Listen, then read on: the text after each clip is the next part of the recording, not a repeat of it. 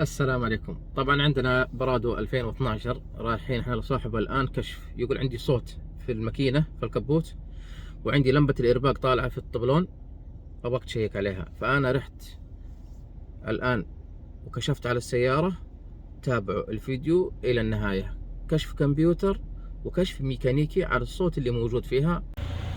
حصل السياره طبعا بالكمبيوتر اللي هو البرادو، طلع له مشكله واحده اللي هو الايرباك، وهذه لمبه الايرباك فعلا في الطبلون. ويقول انه فعلا فك قد قبل كذا صلح الثلاجه حقت المكيف وفك الطبلون هذا وفك الدركسون، فمعنات الشريحه، لان شريحه الدركسون حقت الايرباك شكلها ما هي مشبوكه، وهذه هنا واضحه معنا ان فيها مشكله. شوفوا بالصوره، هذا الدركسون وهذه الشريحه حقت الدركسون وهذا حق الايرباك. فالمشكله في الدركسون هنا يا اخوان. في صوت في المحرك في الماكينه، وهذا الصوت يا اخواني الماكينة سليمة ما فيها شيء، المشكلة بس في بكرة الشداد. الان بوريكم موقعها وين والصوت فين. هذا برادو 2012 ماكينة طبعا 4 سلندر. هذه البكرة وهذا هو الشداد اللي هنا، هذه بكرة الشداد اللي تحت، هذه اللي هي الصوت فيها. سيارة سليمة، الماكينة سليمة، حتى صاحبها يقول توقعت الماكينة.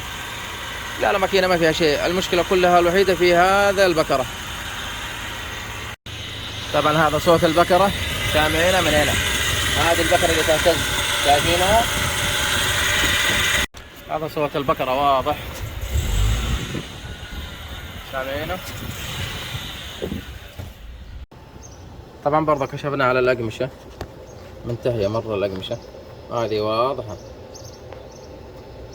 الأقمشة هذه اللي هنا مرة منتهية، شوفوا خلاص شوي وتاكل في الهواء. وهذا برضو القماش الخلفي،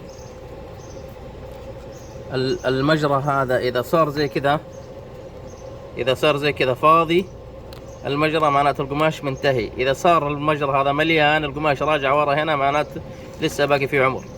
الآن برضو حتى القماش الخلفي منتهي مرة.